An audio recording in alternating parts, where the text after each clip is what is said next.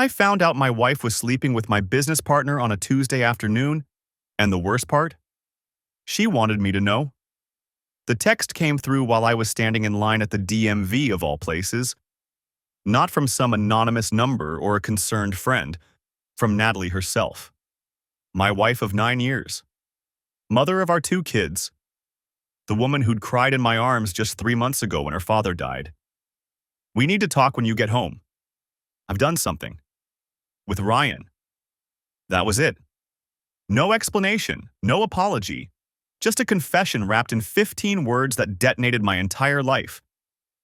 My hands started shaking so badly I dropped my phone.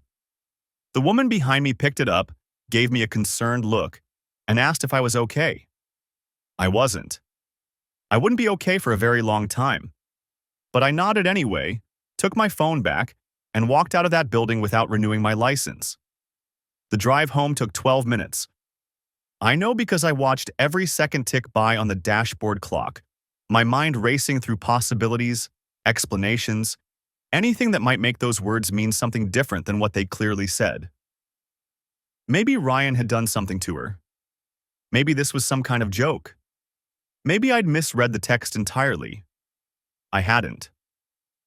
Natalie was sitting at our kitchen table when I walked in, still wearing her yoga pants and that Northwestern sweatshirt I'd bought her for Christmas 2 years ago. Her blonde hair was pulled back in a messy bun. No makeup. She looked like she always did on her days off from the dental practice where she worked as a hygienist. Normal. Familiar. Except nothing about this moment was normal. "Where are the kids?" I asked. My voice sounded strange, distant, like it belonged to someone else. "Emma's at soccer practice. Tyler's at your mom's." She'd planned this, cleared the house, made sure our 7-year-old daughter and 5-year-old son wouldn't witness whatever was about to happen. I set my keys on the counter, the small clink of metal on granite unnaturally loud in the silent kitchen. "Explain." Natalie looked up at me then, and I saw something in her eyes I'd never seen before. Not guilt, not shame. Something harder. Resolved. "It started 6 months ago," she said, "after the company retreat in Nashville. 6 months. Half a year. While I'd been working 60-hour weeks trying to grow our software consulting firm, trying to build something that would secure our family's future, she'd been sleeping with Ryan, my best friend since college, the guy who'd been best man at our wedding, the guy who came over for Sunday dinners and coached Tyler's t-ball team. Why are you telling me this? The question came out before I could stop it. Because that's what confused me most in that moment. Not the affair itself, I'd process that later, but the confession. The deliberate, calculated way she'd sent that text, arranged this meeting. "Because I'm leaving you, Derek. I'm filing for divorce." The words hit me like a physical blow. I actually stepped backward, my hip catching the edge of the counter. "Ryan and I are in love," she continued, her voice steady, practiced. "We've been planning this for 2 months. He's already left Victoria. We're going to move in together." Victoria. Ryan's wife. The woman Natalie had been having coffee with every Thursday morning for the past 3 years. The woman she'd helped plan a surprise birthday party for just last month. "The kids," I started. "I want primary custody. Ryan makes more money than you do now, and with his bonus structure, we can provide a better life for them. You can have them every other weekend and Wednesday nights." Every other weekend. Wednesday nights. She'd reduced my relationship with my children to a visitation schedule before I'd even processed what was happening. I pulled out the chair across from her and sat down, my legs suddenly unable to support my weight. "You've got this all figured out." "I've talked to a lawyer. I know my rights." She slid a manila folder across the table. "These are preliminary divorce papers. You should get your own attorney." I stared at that folder like it was a live grenade. Inside were documents that would legally dismantle everything we'd built together. The house we'd bought in the suburbs of Charlotte, the joint accounts, the custody arrangement for our children. 9 years of marriage reduced to legal clauses and property division. Ryan's already dissolved the business partnership paperwork, Natalie added.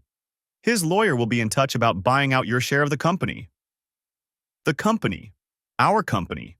The business Ryan and I had started in my garage 4 years ago, working nights and weekends while keeping our day jobs, building something from nothing. We just landed our biggest contract 3 months ago, a 2-year deal with a regional hospital system worth almost $2 million. We were finally making it. And now he was taking that too. You planned this, I said slowly, the full scope of it starting to crystallize. Both of you. You waited until after we landed the hospital contract, until the company was worth something. Natalie had the decency to look away. Ryan said it made sense to wait until things were stable. Stable. They'd waited until I'd poured 4 years of my life into building something valuable, then coordinated their exit to maximize their take and minimize mine. This wasn't just an affair. This was a calculated dismantling of my entire life. I opened the folder. The papers inside were already filled out, already signed by Natalie. I scanned the custody arrangement, the asset division, the proposed timeline. Everything favored her. Everything assumed I'd just sign, just accept this new reality they'd constructed without me. That's when something shifted inside me. The house was silent when Natalie left for the gym at 5:47 a.m. Thursday morning. I'd been awake since 3, lying motionless beside her, watching the ceiling fan make its slow rotations in the dark.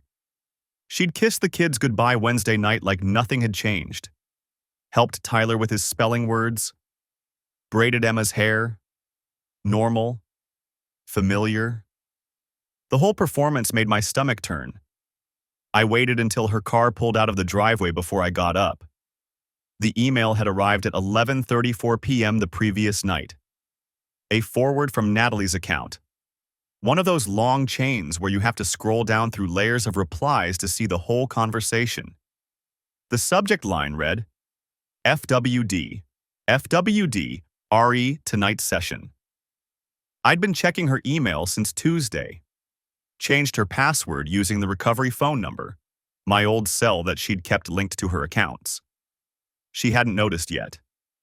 The chain started 3 weeks ago. Short messages at first.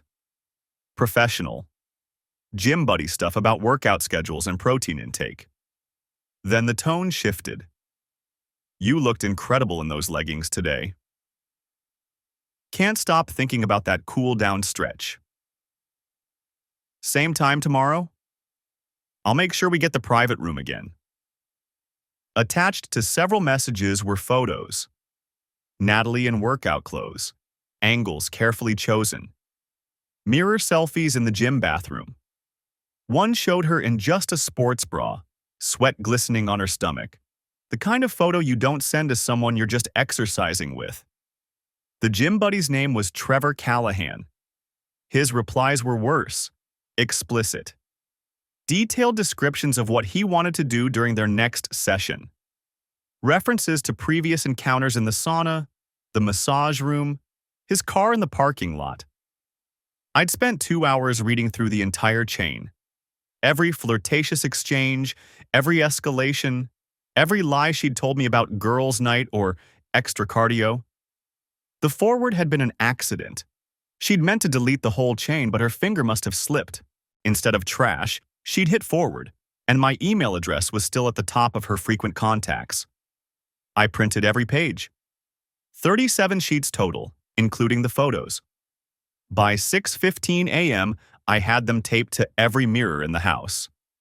Bathroom mirrors. The full length in our bedroom. The decorative one in the hallway. The mirror by the front door where she always checked her appearance before leaving. Then I went through the house and turned off every light. Drew the curtains. Sat down in the living room armchair that faced the entryway and waited. She came home at 7:52 a.m.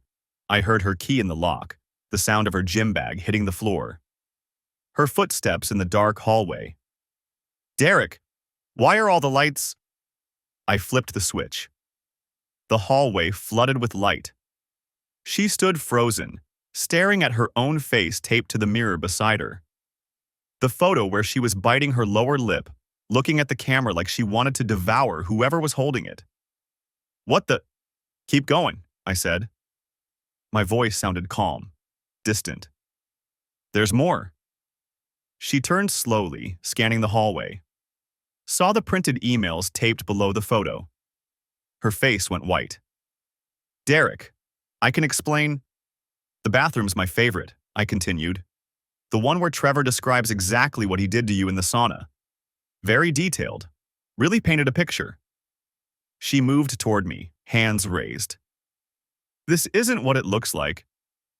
It looks like you've been sleeping with your gym buddy for 3 weeks while planning to divorce me and take everything I've built. I stood up. Actually, that's exactly what it is. How did you? She stopped. Understanding dawned. You hacked my email. You forwarded it to me last night at 11:34. Meant to delete it, I'm guessing, but your finger slipped. I pulled out my phone, showed her the timestamp. Accidental forward, almost poetic. She stared at the screen, then at the walls covered in her own words. Her jaw tightened. You have no right. I have every right. I moved past her toward the kitchen. She followed. You need to take these down before the kids see. The kids are at my mother's. They'll stay there until this is handled. I opened my laptop on the kitchen counter. But you're right. We should take them down. After we're done here. Done with what? I turned the laptop toward her. Her email was open on the screen. The reply box was already populated with the entire forwarded chain. Trevor's explicit messages highlighted in yellow. I'm going to reply all to this chain, I said. Every person Trevor copied on his last message about keeping our sessions private. That includes his wife, apparently. And look at that. Your boss at the dental practice, Dr. Patricia Brennan. Didn't realize she was part of Trevor's contact list. Natalie's face went from white to gray. You wouldn't. I absolutely would. I clicked into another folder. I also took the liberty of requesting surveillance footage from your gym. Platinum Fitness is very accommodating when you tell them you're concerned about your wife's safety.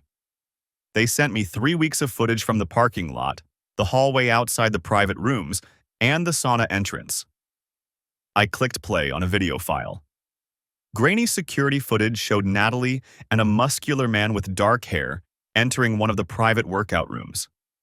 The timestamp read 6:47 a.m. last Thursday.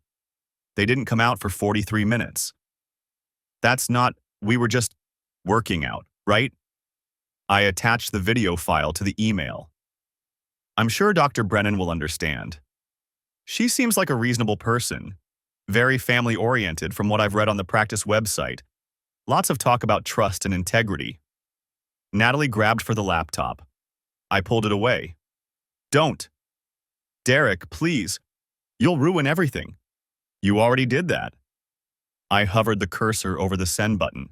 Tuesday afternoon, remember? When you handed me those divorce papers and told me how you and Ryan had planned this whole thing? This is different. This is my career. And Ryan was my career, my business, my best friend. I looked at her. Really looked at her. The woman I'd married 9 years ago was gone. I didn't know who this person was. You don't get to draw lines about what's fair anymore. She was shaking. What do you want? I want you to understand something. I pulled up another window on the laptop. See this? It's a script I wrote last night. A little worm that auto-deletes every email in your account, then corrupts the backup files. It's already installed. Triggered by a specific command that I can send remotely. Her eyes widened. You can't. I can. I'm a software consultant, remember? This is what I do. I smiled, but there was nothing warm in it. One click and your entire digital life disappears. Every contact, every saved email, every password recovery option. Gone. That's illegal. So is adultery in North Carolina. It's a misdemeanor, did you know that? Probably won't hold up in court, but it makes for interesting reading in divorce filings. I close the laptop. Here's what's going to happen. You're going to call your lawyer and tell him you're withdrawing the divorce petition. We're going to file new paperwork, fair terms, 50-50 custody, equitable asset division. And if I don't? Then I send this email, I trigger the worm, and I make sure every person in your life knows exactly who you are. I leaned against the counter. Trevor will block you, obviously. His wife will make sure of that. Dr. Brennan will fire you. Can't have someone with questionable morals working with children and families. And good luck finding another job when your professional email is destroyed and your references won't return calls. She stood there, trembling, tears starting to streak her makeup. You're being cruel. I'm being fair. I picked up my phone. You have until noon to call your lawyer. After that, I start forwarding. What about Ryan? Ryan's a separate problem. I'll handle him separately. I walked toward the stairs. Start taking down the printouts. I don't want the kids seeing them when they come home. She didn't move. Just stood there in her workout clothes, surrounded by evidence of her own betrayal, staring at nothing. I was halfway up the stairs when she spoke again. I loved you once. I stopped, didn't turn around. Yeah, I said. I loved you too. Then I went upstairs and started packing her things. By 11:47 a.m., she still hadn't called her lawyer. My finger hovered over the send button. At 11:58, my phone rang. Her attorney's number. I answered.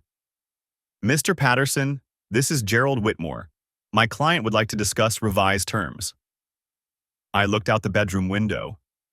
Natalie sat in her car in the driveway, phone pressed to her ear, shoulders shaking.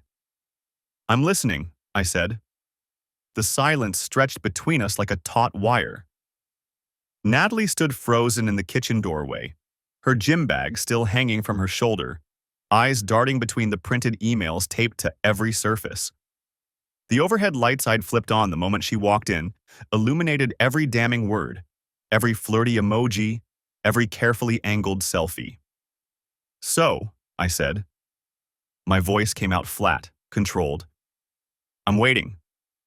She set the gym bag down slowly. Her hand trembled slightly. The first crack in her composure I'd seen since this whole thing started. Derek, I need time to think. No, I cut her off. You don't get time. You get right now. Either you call your lawyer in the morning and tell him you're withdrawing the petition and we're negotiating fair terms, or I start making calls. Your boss first. Then Trevor's wife. Amanda, right? That's what he called her in one of these emails. Natalie's face went pale. You wouldn't. Try me. I pulled out my phone, opened my contacts. I've already got the number for Brightwater Dental. Dr. Jameson seems like the understanding type, doesn't he? I'm sure he'd love to know his hygienist has been sending half-naked photos to clients during work hours. That's what Trevor is, right?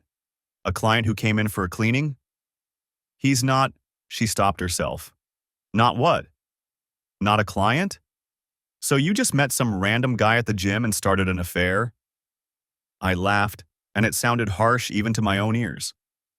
Actually, I don't care. What I care about is whether you're going to do what I'm telling you to do. She crossed her arms over her chest. This is blackmail. No, this is negotiation.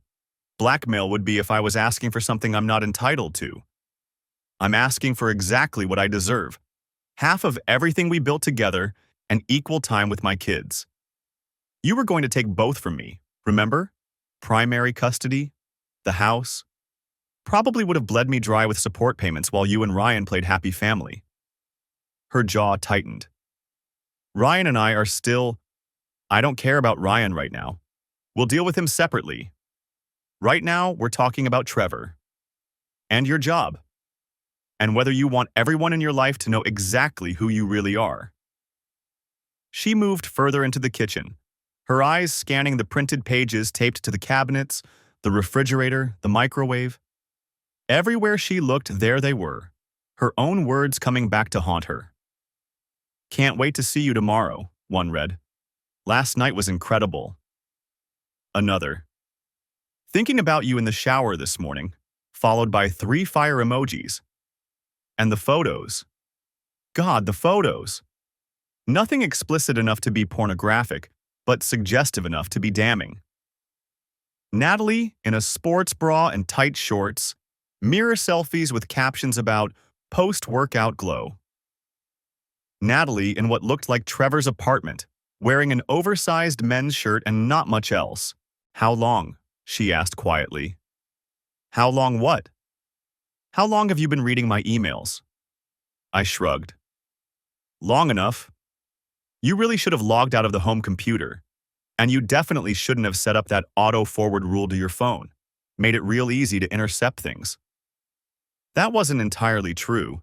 I'd had to work for access, spending hours researching how to clone email sessions, how to set up filters that would copy her messages to an account she didn't know about.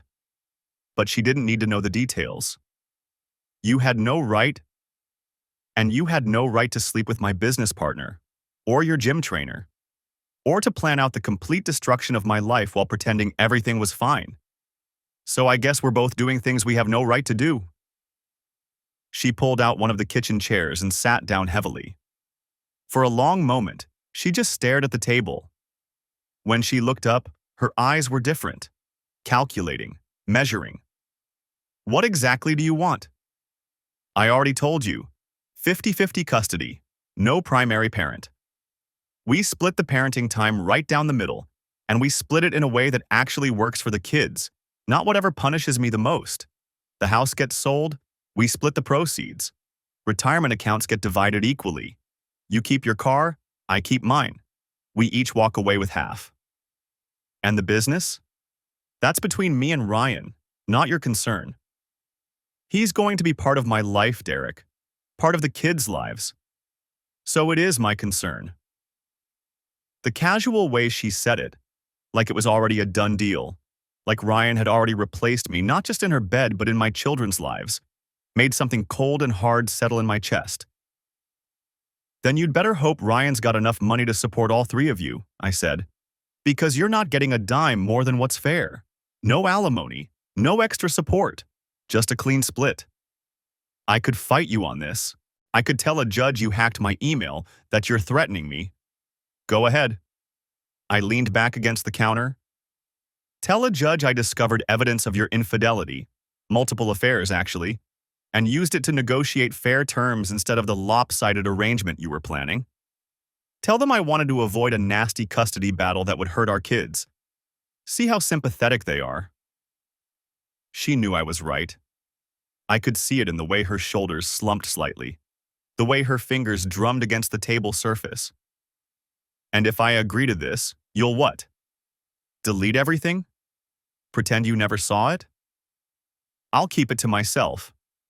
I won't send anything to your boss or Trevor's wife or anyone else. But I'm not deleting anything. Insurance policy, in case you decide to change your mind later. That's not fair. Fair? The word came out sharper than I intended. You want to talk about fair? Fair would have been you being honest with me 6 months ago instead of sneaking around. Fair would have been you not planning to take my kids away from me. Fair would have been a lot of things, Natalie. This is just reality. She stood up abruptly, pacing to the window that looked out over our backyard. The swing set was visible in the glow from the porch light, the one I'd spent a weekend assembling 2 summers ago while Tyler handed me bolts and Emma supervised. The kids, she said quietly. How do we tell them? Carefully, honestly. We sit them down together and we tell them that sometimes parents stop being married, but they never stop being parents. We tell them they'll have 2 homes and they'll be loved in both of them. We don't tell them about Ryan. Not yet. Not until... I stopped myself. Not until what? Not until enough time has passed that it doesn't look like you blew up their family for your boyfriend. She flinched at that. Good. I need to think about this, she said finally. You've got until morning. Call your lawyer by 9 a.m. and tell him you're withdrawing the petition. We'll file jointly for an uncontested divorce with agreed-upon terms.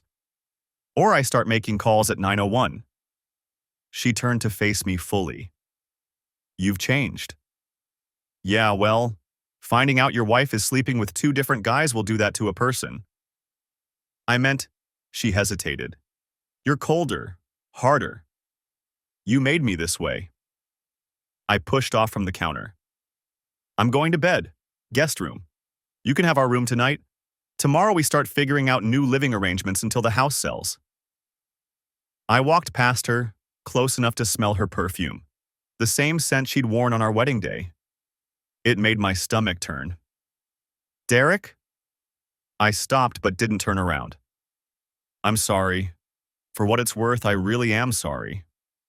It's not worth much, I said. But I appreciate the sentiment. I left her standing there in the kitchen, surrounded by the evidence of her betrayal, and climbed the stairs to the guest room. My phone buzzed as I closed the door. A text from an unknown number. We need to talk. About Ryan. About the business. About what really happened. Victoria, Ryan's wife. The other person whose life had been demolished by this. I stared at the message for a long moment, then typed back, "Tomorrow, coffee. I'll text you a place." Her response came immediately. "Thank you. I have information you need to see." I set the phone on the nightstand and lay back on the unfamiliar bed, staring at the ceiling. Whatever Victoria had to show me, whatever else was lurking beneath the surface of this disaster, I'd face it tomorrow. Tonight, I'd won a battle. Made Natalie understand she couldn't just steamroll over me, couldn't rewrite the terms of our ending to suit her convenience. But the war wasn't over, not by a long shot. And something told me Victoria's information was going to change everything. The clock on the microwave read 11:47 p.m. when I finally sat down at my laptop in the home office. My hands had stopped shaking. The adrenaline from the confrontation had burned off, leaving behind something colder, clearer. I opened an incognito browser window and navigated to the gym's website. Apex Fitness. 24-hour access for premium members. Security cameras in all workout areas, the FAQ section helpfully noted, for member safety and liability protection. Trevor Callahan's Instagram was public.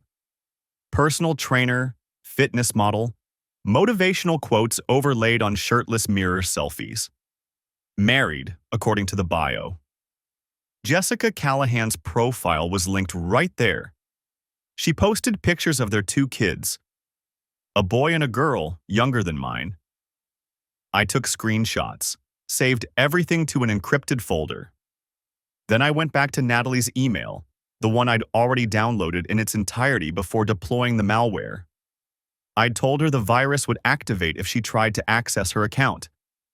That was half true. It would activate regardless, at 6 a.m., wiping everything in a cascade of auto-deletes that would look like a catastrophic system failure. But I wanted her to think she still had time. Wanted her to sweat through the night wondering if I'd follow through. The email chain with Trevor went back 4 months. 2 months deeper than Ryan. I read through them again, methodical, taking notes this time. Dates, times, locations. The Marriott downtown appeared 6 times. Always the same room number, 1847. Trevor had corporate rates, apparently, perks of running fitness seminars. In one email, Natalie complained about me. He's always working, doesn't even notice when I'm gone. Trevor's response, his loss. You deserve someone who sees you. I'd been putting in 70-hour weeks for the past 3 months. The $2 million contract Ryan mentioned, I'd landed it. I'd done the pitch, written the proposal, managed the client relationship. Ryan had shown up to exactly 2 meetings, smiled his golden boy smile, and collected half the credit. My phone buzzed. Victoria. Still up? I can't sleep either. I typed back, going through emails, finding things. 3 dots appeared, disappeared, appeared again. Ryan's been planning this for over a year. The affair was just the excuse. My jaw tightened. What do you mean? Tomorrow, coffee. I have documents. He kept everything in a folder labeled Exit Strategy. I found it tonight. I stared at the message. A year. While I'd been building the business, landing clients, working weekends, Ryan had been planning his exit. Planning to take Natalie, take the money, take everything. 9 a.m. too early, I sent. I'll be there at 8:30. I set the phone down and pulled up the business partnership agreement. 4 years old, drafted when we'd incorporated. Standard dissolution clause. Either partner could initiate with 90 days notice. Assets split according to equity stake. We were 50-50 on paper, but the bonus structure Ryan had insisted on meant his total compensation was higher. He'd argued he brought in more clients. I'd been too trusting to fight it. Too trusting. The story of my entire adult life, apparently. I opened a new document and started typing. Everything I knew, everything I suspected, organized by category. Natalie's affairs. Ryan's business maneuvers. Timeline of events. Evidence collected. At the top, I wrote, leverage. By 1 a.m., I had 12 pages. At 1:30, I heard footsteps upstairs. Natalie, moving around. Probably checking her email, finding it inaccessible, panicking. I imagined her trying to log in, seeing error messages, wondering if I'd already pulled the trigger. Good. Let her wonder. I drafted an email to Trevor. Didn't send it, just wrote it out, refined it. Subject line. Regarding your sessions with my wife. Attached were 5 of the photos they'd exchanged. Nothing explicit, I didn't need explicit. Just the 2 of them in gym clothes, his hand on her waist, her head on his shoulder. Selfies that told the whole story. The body of the email was simple. Jessica deserves to know what kind of marriage she's in. So do your employers at Apex Fitness, who I'm sure have policies about trainers sleeping with clients. You have until noon tomorrow to call Natalie and end whatever this is. If I don't have confirmation by 12:01 p.m., this email goes to your wife, your boss, and every social media platform where you've built your brand. Your choice. I saved it to drafts. Then I drafted another one, this time to Natalie's boss at the dental practice. Dr. Patricia Owens, according to the website. Subject line, professional conduct concern. I kept it vague, professional. I'm writing to inform you of a situation involving one of your employees that may impact workplace integrity. Attached screenshots of emails Natalie had sent from her work computer. Nothing explicit, but enough to show she'd been conducting personal affairs on company time, using company resources. Saved to drafts. I wasn't going to send these. Not yet. Maybe not ever. But Natalie didn't know that. She'd spend the next 9 hours imagining worst-case scenarios, wondering which bomb would drop first. The malware I'd mentioned was real, though. I'd coded it in about 40 minutes. Not sophisticated, but effective.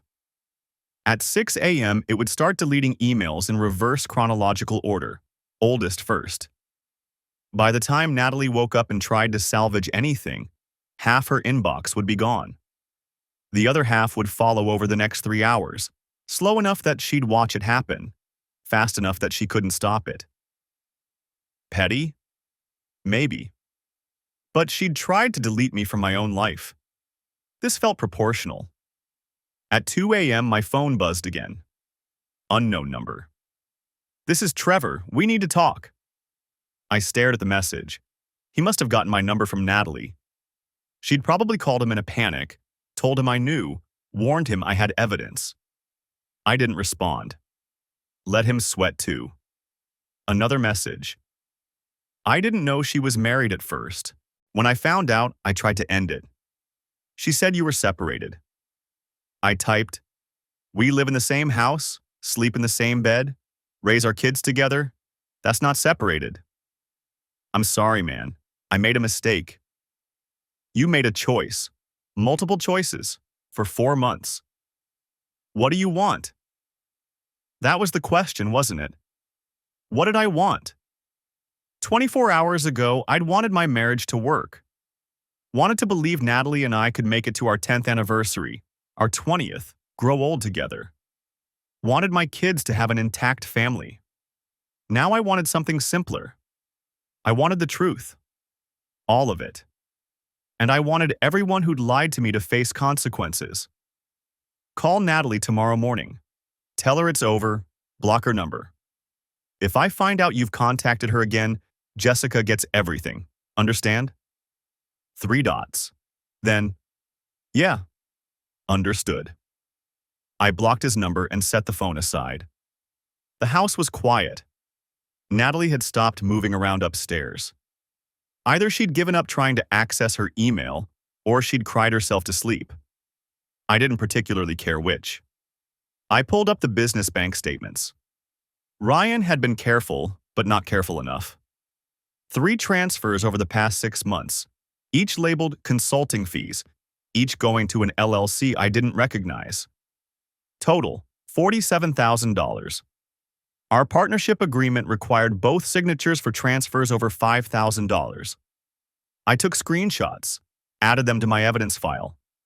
At 3 a.m., I finally felt tired. Not sleepy. Tired. Bone-deep exhaustion that came from holding yourself together while everything collapsed around you. I climbed the stairs quietly. The bedroom door was closed. I opened it slowly, saw Natalie's shape under the covers, her back to my side of the bed. For a moment, I almost felt something. Not forgiveness, not even pity. Just acknowledgement. This person I'd loved for 9 years was a stranger. Had maybe always been a stranger. I grabbed a pillow and the spare blanket from the closet and went back downstairs. The couch in the living room was leather, cold against my skin. I lay there in the dark, staring at the ceiling, thinking about Victoria's message. Exit strategy. A year of planning.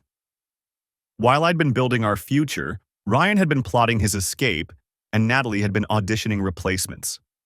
My phone lit up one more time. 3:17 a.m. Natalie. I can't access my email. What did you do? I typed back, you have until 9 a.m. That hasn't changed. Derek, please, we can figure this out.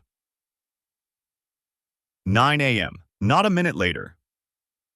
I turned the phone face down and closed my eyes. Tomorrow, Victoria would tell me what Ryan had really been planning.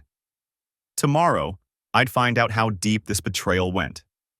Tomorrow, Natalie would either withdraw her petition or watch her life implode. Tonight, I just needed to make it to morning. The coffee shop Victoria suggested was a Starbucks in Ballantyne, neutral territory halfway between our houses.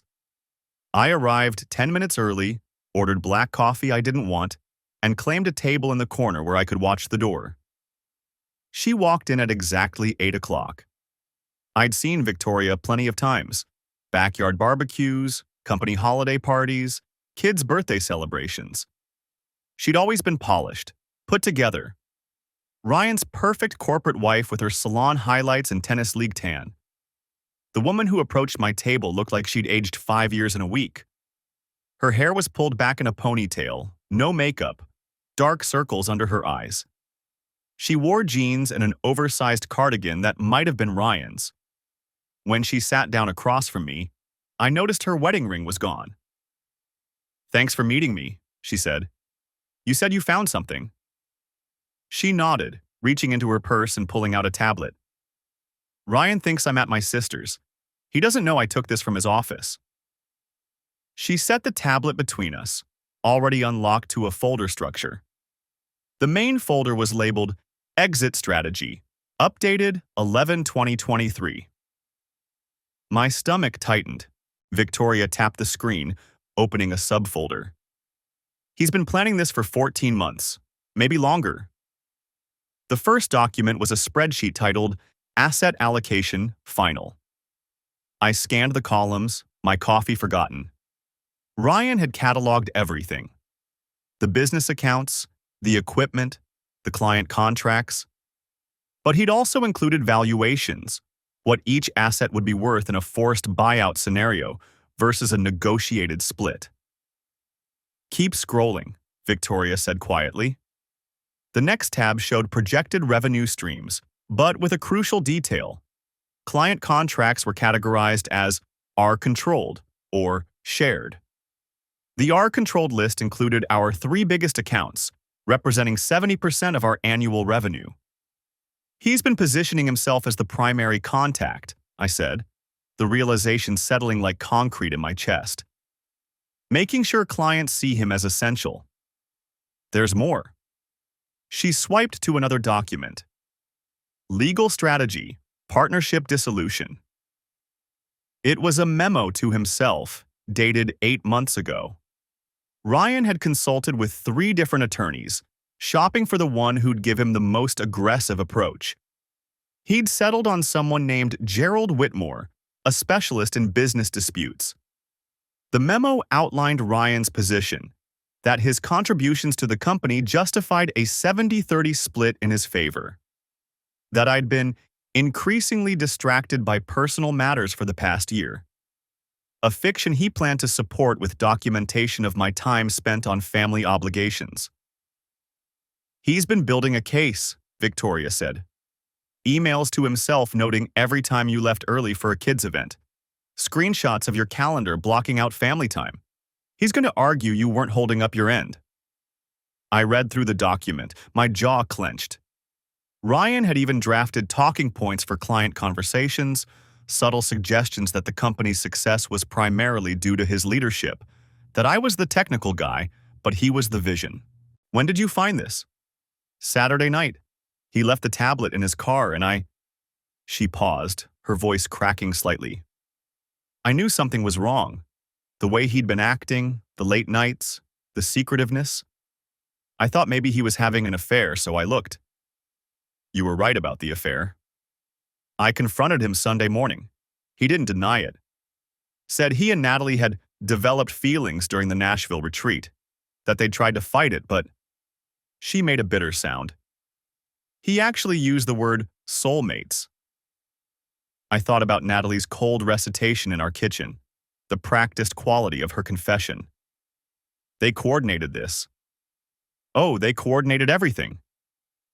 Victoria pulled up another document, this one a timeline. Look at the dates. The timeline stretched back 18 months, with key milestones marked. May 2023, initial discussion with N about marriage dissatisfaction. June 2023, Nashville retreat, relationship escalates.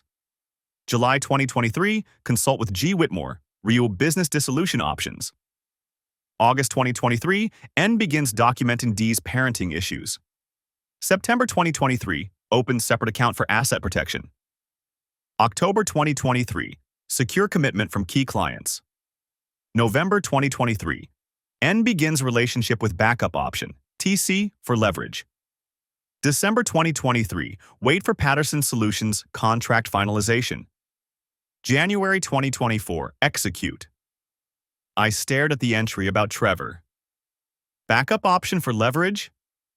I think, Victoria swallowed. I think Natalie started the thing with her trainer as insurance. If you didn't agree to her terms, she could threaten to claim you drove her into someone else's arms.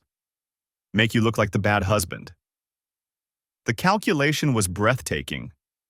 Natalie hadn't just had an affair, she'd orchestrated a backup affair, a relationship she could weaponize or discard depending on how I reacted.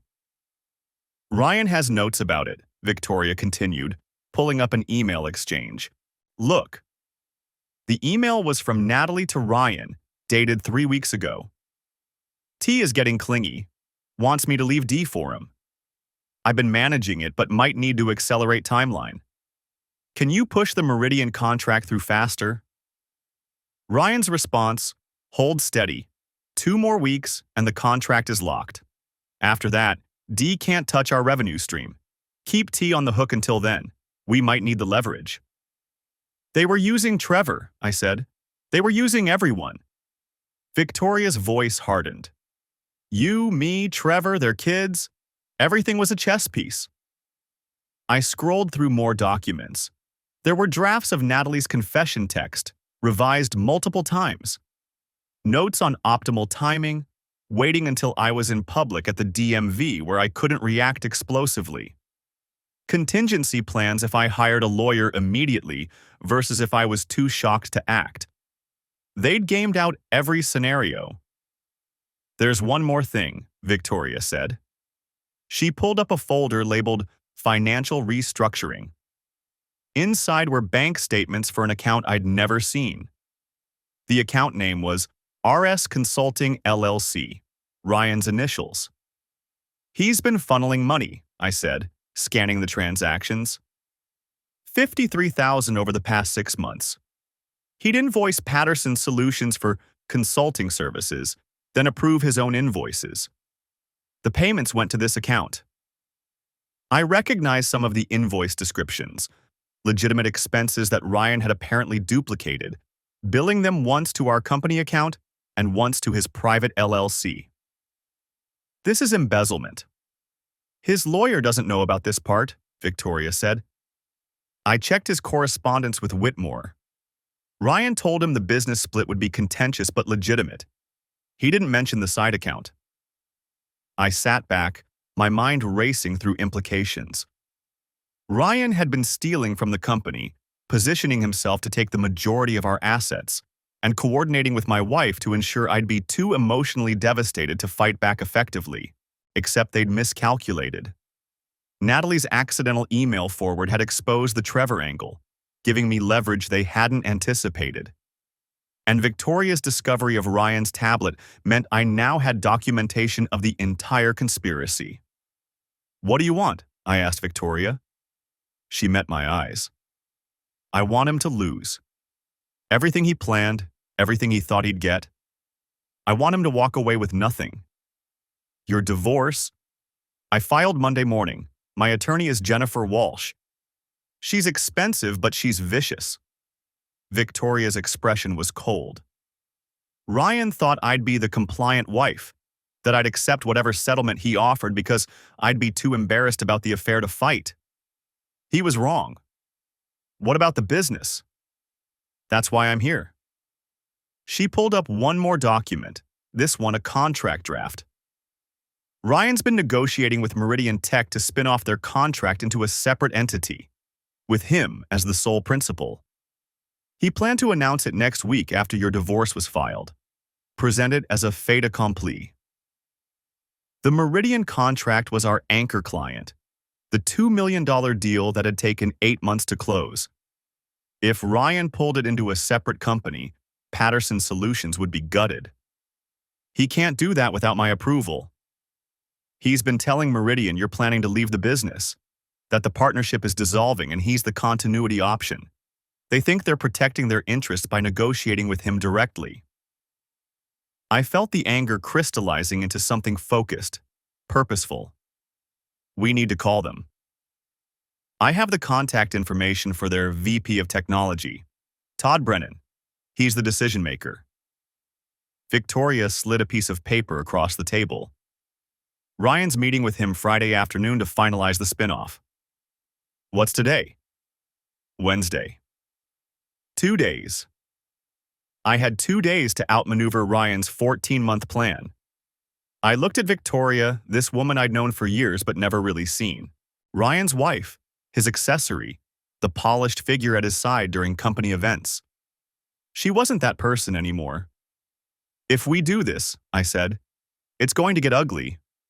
"It's already ugly." Her voice was steady. "I just want to make sure the right people get hurt." I pulled out my phone and opened my notes app. "Tell me everything else you found."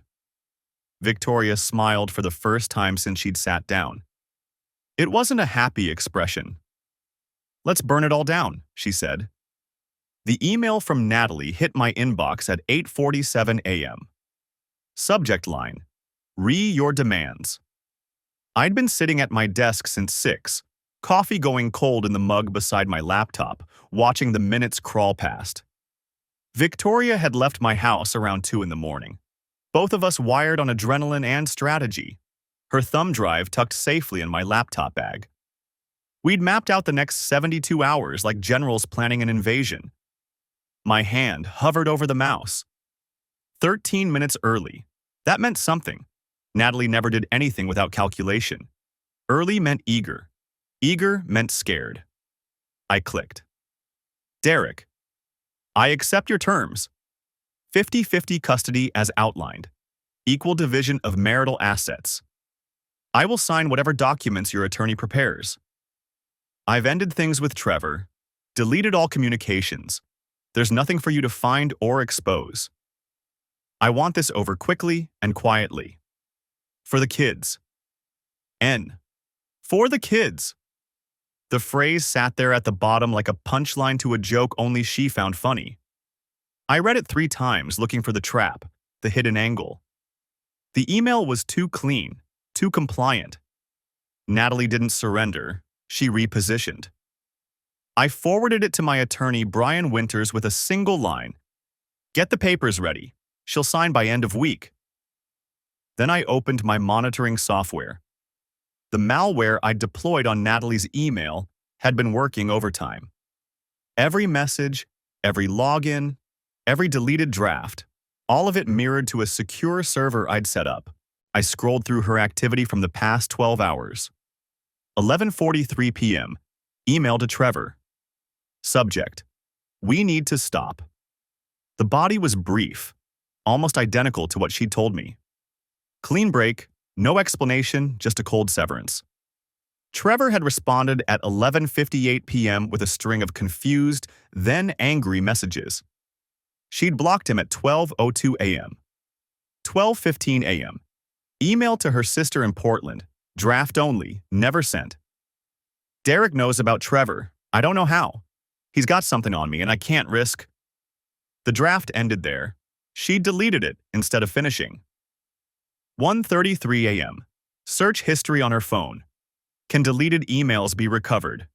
Email forensics. How to tell if your email is hacked. I smiled at that one. Too late, Natalie. Way too late. But it was the 6:22 a.m. email that made me sit forward. Sent to Ryan. Subject line blank. He knows about Trevor, not sure how much. Accepted his divorce terms to keep it quiet. This doesn't change our timeline. Friday still happens. Just be careful. There it was. The confirmation I'd needed. Friday still happens. Ryan's meeting with Meridian Tech was scheduled for 2 p.m. on Friday, less than 3 days away. Whatever they had planned, whatever documents Ryan intended to use to spin off our biggest client into his own company, it was still in motion. I screenshot the email and sent it to Victoria with a message. She's warned him. He knows we might be coming. Her response came back in 30 seconds. Good. Let him sweat. My phone rang. Brian Winters. Got your email, he said without preamble. She's caving. Looks like it. You don't sound convinced. I pulled up Natalie's message again, studying the wording. She's got something else going. This is damage control, not surrender. Does it matter? If she signs what we're offering, you get your kids half the time and you keep your assets protected. That's a win. It matters if she's planning something worse. Brian was quiet for a moment. The business stuff with your partner, that's separate from the divorce. You understand that, right? Anything you're planning there, I can't be involved. I understand. Good. I'll have papers ready by tomorrow afternoon.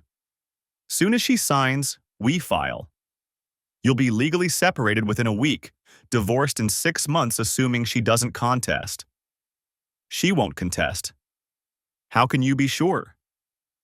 Because she thinks she's already won, I didn't say. Because she thinks Friday is going to solve all her problems. Just a feeling, I said instead. After I hung up, I opened the file Victoria had given me. Ryan's exit strategy spreadsheet, the embezzlement records, the timeline of his client poaching. 14 months of planning, all laid out in neat columns and color-coded cells. I'd spent half the night reading through it, and the more I read, the angrier I got. Not the hot, explosive anger from when I'd first discovered Natalie's affair. This was colder, more focused. Ryan hadn't just betrayed me. He'd studied me, analyzed my patterns, identified my weaknesses, and exploited them with surgical precision. The embezzlement had started small. 500 here, 1,000 there, always from accounts I rarely checked, always with explanations that sounded legitimate. Equipment upgrades, conference fees, client entertainment. He'd been so careful, so patient. Then 6 months ago, right around when the affair with Natalie started, the amounts had increased. 2,000, 5,000. The $53,000 total Victoria had found was actually conservative. My own analysis put it closer to $68,000. But the money was almost secondary to the client theft. Meridian Tech was our flagship account, a $2 million annual contract that represented 40% of our revenue. Ryan had been their primary contact from the beginning, had built the relationship, managed their needs. I'd been content to let him handle it. He was good with clients, better than me. I preferred the technical work, the actual coding and system architecture. According to his notes, he'd been grooming them for 8 months. Subtle suggestions that he was the real talent behind our company. Casual mentions of going independent someday. Private lunches with their CTO, where he'd positioned himself as the indispensable asset.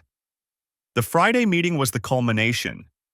He'd prepared a presentation showing how he could provide the same services through a new entity, his own LLC, already registered under a shell name, at a 15% discount. He'd included transition plans, staff recommendations, even a non-compete workaround that his attorney had drafted. It was thorough, professional, devastating. And it would work if I didn't stop it. My phone buzzed. Victoria again. Can you meet? There's something else. Where? Coffee place on Morrison Street, the one with the blue awning, 30 minutes. She hung up before I could respond. I grabbed my laptop bag and headed out, mind already racing through possibilities. Something else. What else could there be?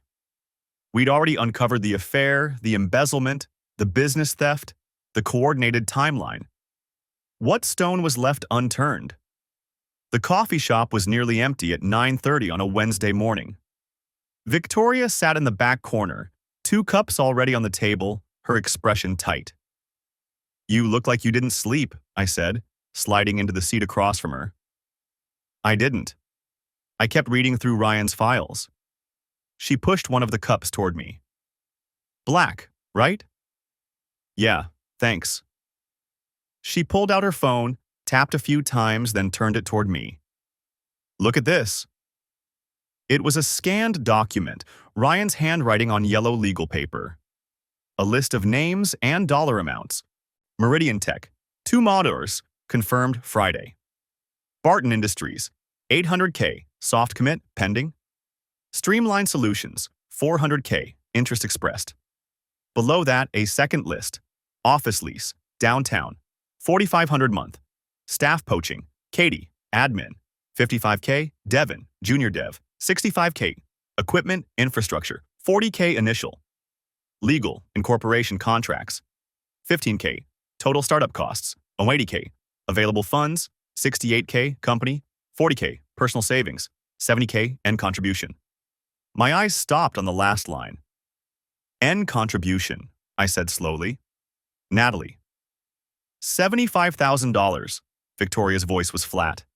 That's half her divorce settlement expectation. She's been planning to invest it in Ryan's new company. I sat back, the pieces clicking into place.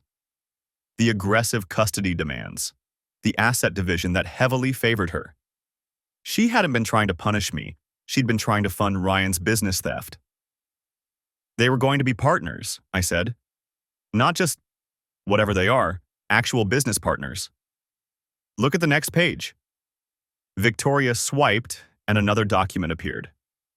An operating agreement for Apex Solutions LLC, dated 2 weeks from now. 2 names listed as managing members, Ryan Caldwell and Natalie Patterson. Patterson. Not her maiden name.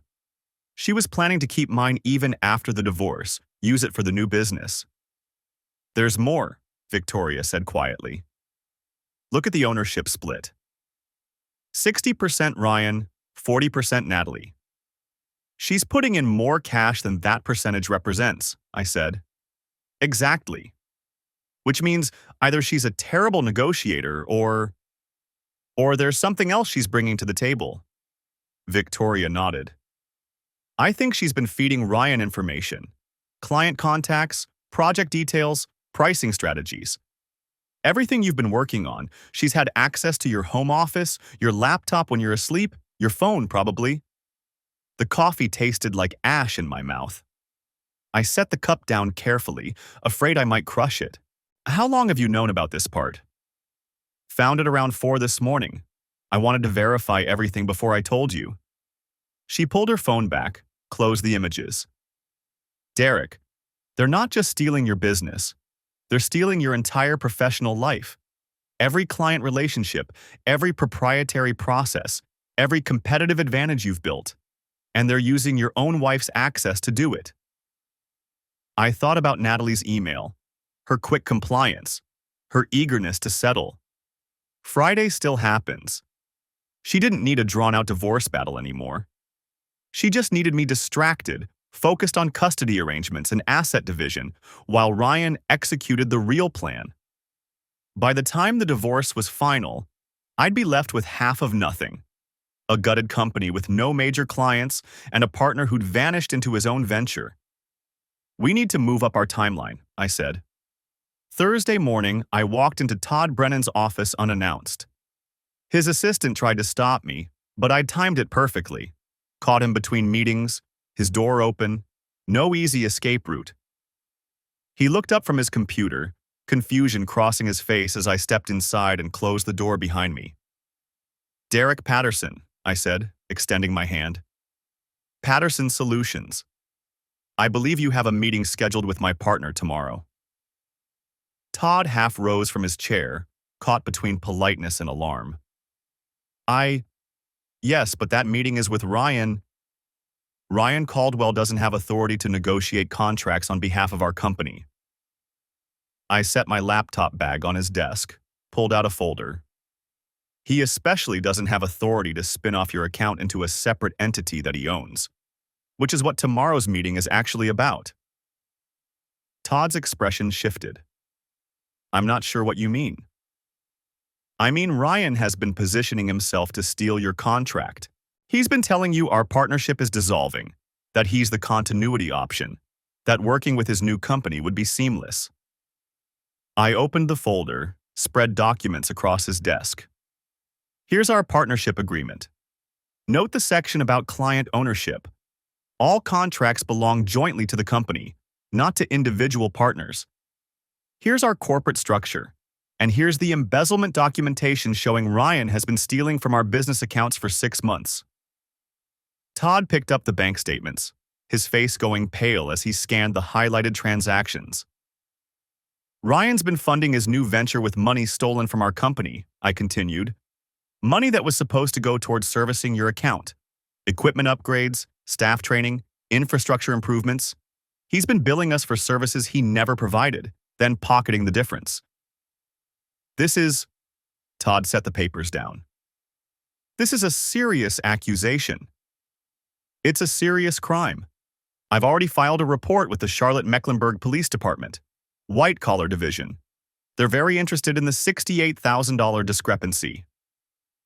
I pulled out another document. I've also contacted the North Carolina State Bar about Ryan's attorney, Gerald Whitmore, who appears to have been advising Ryan on how to execute this theft without getting caught.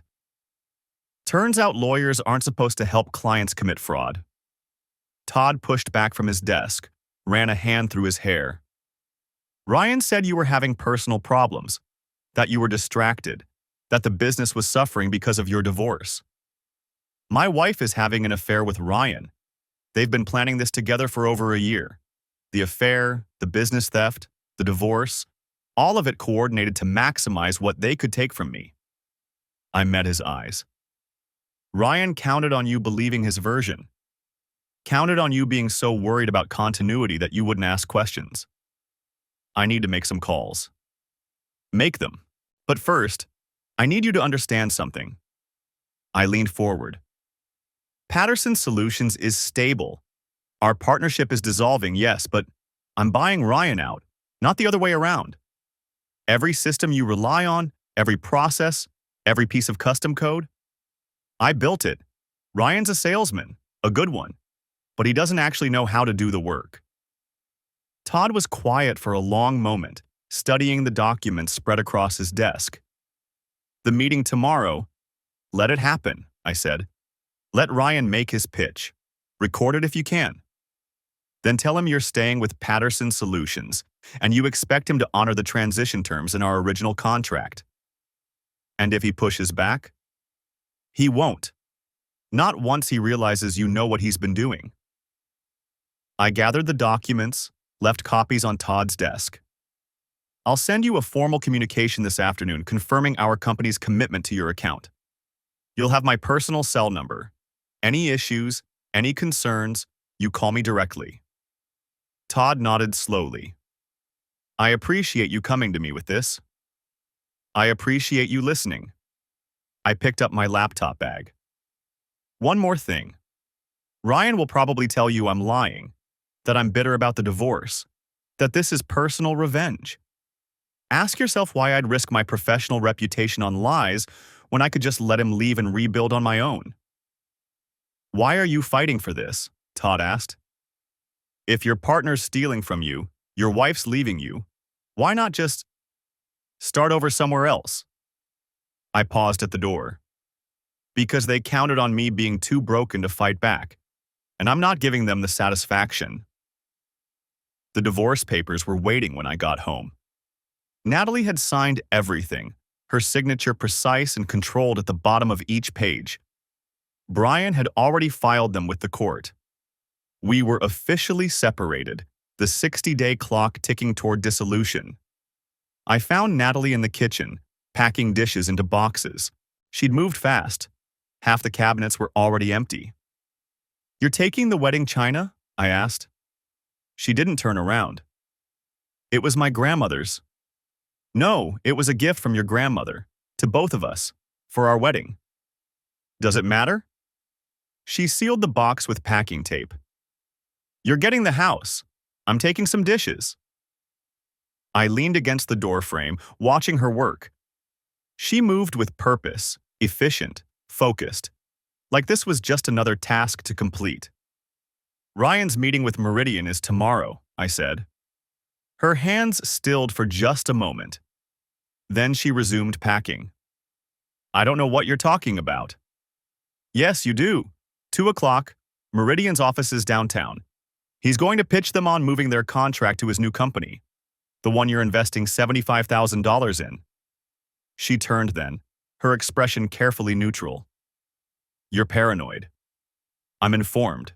There's a difference. I pulled out my phone, showed her the scanned operating agreement. Apex Solutions LLC, 60-40 split. You were going to use half your divorce settlement to fund his business theft. Natalie's face went white, then red. Where did you get that? Doesn't matter. What matters is it's not happening. Meridian's staying with Patterson Solutions. Ryan's getting bought out at minimum value. And your investment opportunity just evaporated. She set down the dish she'd been holding. You can't stop this. I already did.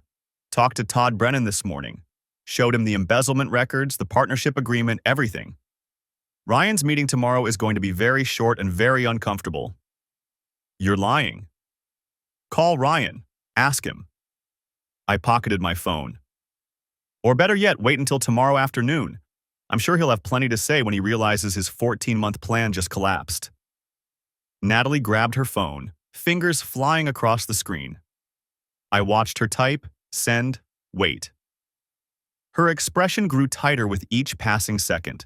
He's not responding, she said finally. Probably busy calling his lawyer, trying to figure out if he's going to jail for the embezzlement or just getting sued into bankruptcy. She looked at me then, really looked at me. and I saw something I'd never seen before. Fear. Not of me, of the future. The carefully constructed plan falling apart, the safety net disappearing. Derek, we can still… No, I cut her off. We can't. You made your choices. You and Ryan both. Now you get to live with the consequences. What about the kids? What about them? If Ryan's business fails, if he can't… She stopped herself. If he can't support you, I finished. That's not my problem anymore. You wanted the divorce. You wanted to build a life with him. Figure it out. I left her standing in the kitchen, surrounded by half-packed boxes, her phone still clutched in her hand. The call came at 3:47 p.m. Friday. I was in my office, headphones on, working through code for a client project. When I saw Ryan's name on the screen, I let it ring 4 times before answering. Derek. His voice was tight, controlled. We need to talk. I'm listening. What did you say to Todd Brennan? The truth. That you've been embezzling from our company and planning to steal our biggest client. Why, how did your meeting go? Silence. Then, he canceled. Said Meridian is staying with Patterson Solutions and they expect a smooth transition when our partnership dissolves. Sounds reasonable. You sabotaged me. The control was slipping now, anger bleeding through. You went behind my back. I went to our client and told him what you were planning. That's not sabotage. That's protecting my business. Your business? I built those relationships. You stole from those relationships. There's a difference. I pulled up the buyout agreement I'd had my attorney draft. I'm buying you out. Minimum value based on assets minus the amount you embezzled. You'll get about $40,000 and a release from liability if you sign by Monday. $40,000. The company's worth 10 times that. The company you built is worth that. The company you gutted is worth considerably less. And that's before we factor in the criminal charges. Another silence. Longer this time. What criminal charges? Embezzlement. Fraud. I filed a report with CMPD on Wednesday. They're very interested in your side account and the duplicate invoicing scheme. I kept my voice level, professional. My attorney says if you cooperate with the buyout, if you sign a full confession and agree to repayment terms, the DA might settle for restitution instead of prosecution. But that offer expires Monday. You can't do this. I already did. You have until 5 p.m. Monday to sign the buyout agreement and the confession. After that, I let the police handle everything. And you can explain to a judge why you thought stealing from your business partner was a good idea. Natalie said… He stopped. Natalie said what? That I'd be too broken to fight? That I'd just roll over and let you take everything? I laughed, and it sounded harsh even to my own ears. You both miscalculated. If I sign this, what happens to Apex Solutions? Your new company? The one that was going to be funded with stolen money and my wife's divorce settlement? It dies. You don't have the capital, you don't have the clients, and you don't have Natalie's investment anymore. She can't. Her settlement is tied up in debt repayment and legal fees. Turns out divorces are expensive, especially when you hire a lawyer as expensive as hers. I pulled up the email Brian had sent me that morning. She's getting about $30,000 in liquid assets after everything settles. Not enough to fund your startup dream. I could hear Ryan breathing on the other end of the line, could almost picture him in his car or his office, the walls closing in. I want to talk to my attorney, he said finally. Good idea. Have him call mine. They can work out the details. I paused. Oh, and Ryan. Victoria says hello. She's been very helpful. I hung up before he could respond. The next call came 20 minutes later. Natalie. What did you do? She was crying, her voice breaking. Ryan just called me. He said the business deal is dead, that you're forcing him out. I'm buying him out, at fair value, considering the circumstances. Fair? You're destroying everything we planned? Everything you plan to steal, you mean? I closed my laptop, leaned back in my chair. How much did Ryan promise you, Natalie? A partnership? A fresh start? A life where you didn't have to work because his new company would support both of you? It wasn't like that. It was exactly like that. You were going to invest $75,000 in Apex Solutions, 40% ownership, except now there's no company, no investment opportunity, and no Ryan riding in to save you. I still have the settlement. You have $30,000 and a part-time job as a dental hygienist. That's what you traded our marriage for. Hope it was worth it. She was sobbing now, full ugly crying. Part of me wanted to feel something. Pity, satisfaction, anything. But I was empty. This woman I'd loved for 9 years had become a stranger, and strangers' tears didn't move me. Derek, please. We can fix this. We can go to counseling. We can… No, I said quietly. We're done. You signed the papers. In 6 months, we'll be divorced. You'll have the kids half the time, I'll have them half the time, and we'll be cordial co-parents who occasionally see each other at soccer games and school plays. That's all that's left. I made a mistake. You made a choice, multiple choices, for over a year. You chose Ryan. You chose the affair. You chose to help him steal from me. Those weren't mistakes. Those were decisions. What am I supposed to do now? Figure it out. You're a smart woman. You planned this whole thing, coordinated it perfectly. Use some of that energy to plan your next chapter. I stood up, walked to the window. Just do it without me. I hung up while she was still crying. 6 months later, I stood in a courtroom and listened to a judge dissolve my marriage in under 5 minutes. Natalie sat on the other side of the room with her attorney, her face carefully composed. We didn't speak. Hadn't spoken since that last phone call, except through lawyers and terse text messages about kid pickups. The judge signed the papers. We were no longer married. I walked out into the bright April sunshine and called my kids. Hey, Dad. Emma's voice was bright, happy. Are you coming to get us today? Not until Friday, sweetheart, but I wanted to hear your voice. Mom says we're going to the park later. Can you come? Not today, but we'll go to the park this weekend. Just you, me, and Tyler. We'll get ice cream after. Okay, love you.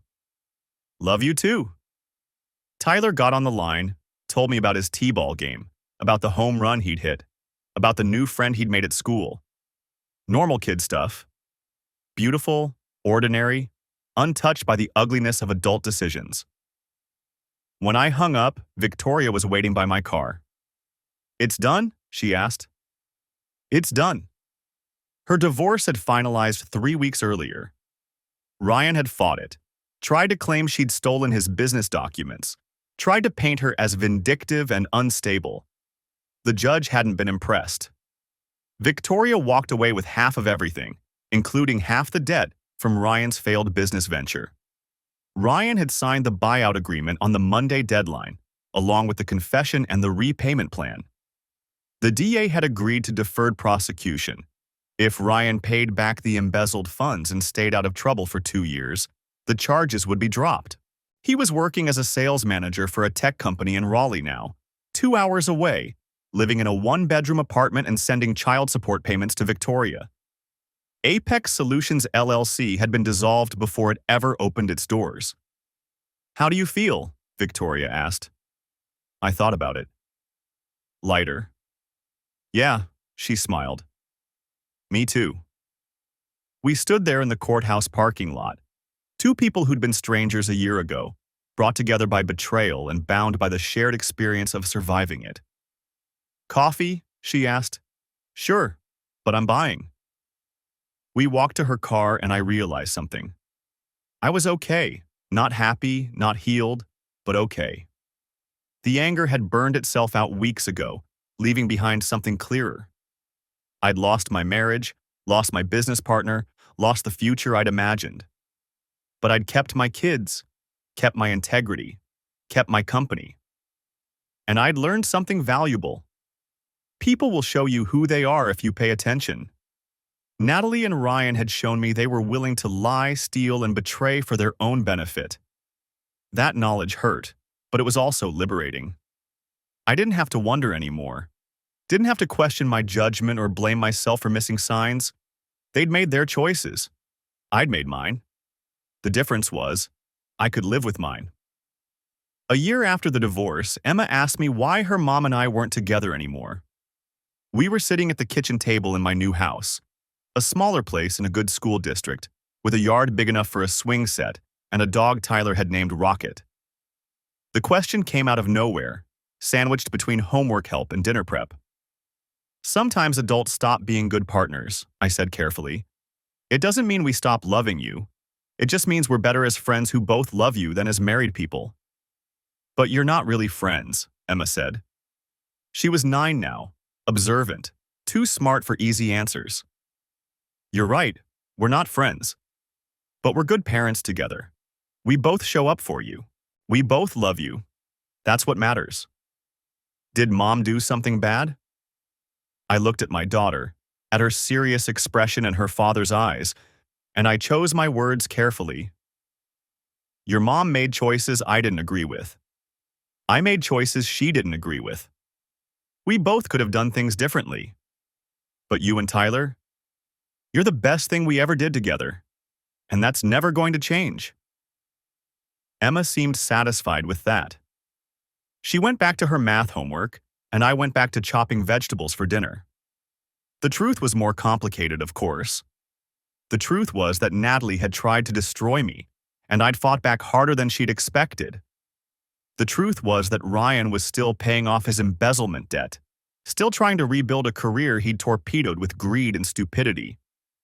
The truth was that I sometimes lay awake at night wondering if I'd been too harsh, too calculated in my revenge. But the truth was also this. My kids were happy. They had 2 homes, 2 parents who showed up, 2 stable environments. They didn't know about the affairs or the embezzlement or the legal battles. They knew that Mom and Dad didn't live together anymore, but they still both came to soccer games and school plays and parent-teacher conferences. That was enough. Victoria came over for dinner sometimes. Not dating. Neither of us was ready for that. Might never be ready for that with each other. But friendship. Understanding. The kind of bond that forms when you've been through war together and come out the other side. How's work? She asked one evening, while the kids played in the backyard with Rocket. Good. Landed 2 new clients this month. Small contracts, but steady. I poured her more wine. How about you? I start the new job Monday, marketing director for a non-profit downtown. That's great. Yeah, she smiled. Feels good to be building something again, something that's mine. We watched the kids through the window, their laughter floating in on the evening breeze. Do you ever regret it? Victoria asked quietly. How hard we went after them. I thought about it. About the emails I'd sent, the evidence I'd gathered, the systematic way I'd dismantled Ryan's plans and Natalie's future. About the coldness I'd felt, the ruthlessness. No, I said finally. They tried to take everything. I just made sure they didn't succeed. That's not the same as winning, though. No, I agreed. But it's better than losing. Victoria raised her glass. To not losing. I clinked mine against hers. To not losing. The sun set over the backyard, painting everything gold and amber. Tyler scored a goal with a soccer ball and Emma cheered. Rocket barked and chased his tail. It wasn't the life I'd planned. Wasn't the future I'd imagined when I stood at an altar 9 years ago and promised forever to a woman who'd eventually betray me. But it was mine. Built from the ruins of what came before, constructed with intention and care and hard-won wisdom. And that was enough. Epilogue. They say revenge is a dish best served cold, but that's not quite right. Revenge isn't a dish at all. It's a mirror. It shows people exactly who they are, reflects their choices back at them with perfect clarity. What they do with that reflection, Whether they learn from it or shatter it, that's up to them. Natalie moved to Asheville 2 years after our divorce. Took a job at a dental practice there. Started over in a place where nobody knew her story. We communicate through a co-parenting app now, brief messages about pickup times and school events. The kids spend summers with her. Holidays split according to the custody agreement we hammered out. She's dating someone new. A teacher, from what Emma tells me. Someone who seems kind, stable. I hope it works out for her. Not because I've forgiven her. Forgiveness isn't something I have to give, but because my kids deserve to see their mother happy. Ryan disappeared from Charlotte entirely. Last I heard, he was in Atlanta, working in insurance sales. Victoria says he sends child support on time, sees his kids every other weekend. He's rebuilding, slowly, from the wreckage of his own choices. I think about them sometimes, late at night, when the house is quiet and the kids are asleep. I think about the people they were when I trusted them, and the people they became when they thought I wasn't looking. I think about the elaborate plan they constructed, the months of coordination, the careful timing, and I think about how close they came to succeeding.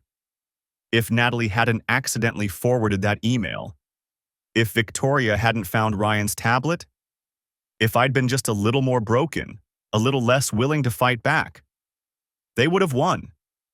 But they didn't. And in the end, that's what matters. Not revenge. Not punishment. Just the simple fact that I refused to be destroyed. I rebuilt my business. Grew it, actually. Patterson Solutions is bigger now than it ever was with Ryan. I hired good people, treated them fairly, built something sustainable. The work is satisfying in a way it never was before, when I was constantly looking over my shoulder, wondering if my partner was undermining me. I rebuilt my life. Found hobbies I'd abandoned during the marriage. Started running again. Learned to cook more than 3 meals. Made new friends who didn't know me as half of Derek and Natalie, who just knew me as Derek. And most importantly, I rebuilt my relationship with my kids. Really showed up for them, present and engaged. Not just physically there, but emotionally available. They know they can count on me. That's worth more than any revenge. The lesson, if there is one, isn't about getting even or making people pay for their betrayals. It's simpler than that. It's about knowing your worth, about refusing to accept less than you deserve, about fighting for what matters, not out of spite or anger, but out of self-respect. Natalie and Ryan thought I'd be too broken to fight. They thought betrayal would shatter me, leave me unable to respond. They were wrong. And that's the truth I carry with me now, the knowledge that anchors everything else. I am not what was done to me. I am how I responded. They chose betrayal. I chose resilience. They chose destruction. I chose rebuilding. They chose to take. I chose to protect. In the end, those choices defined all of us. Theirs left them diminished, scrambling to rebuild from rubble of their own making. Mine left me standing, scarred but whole, ready for whatever comes next. That's not revenge. That's justice. And it's enough.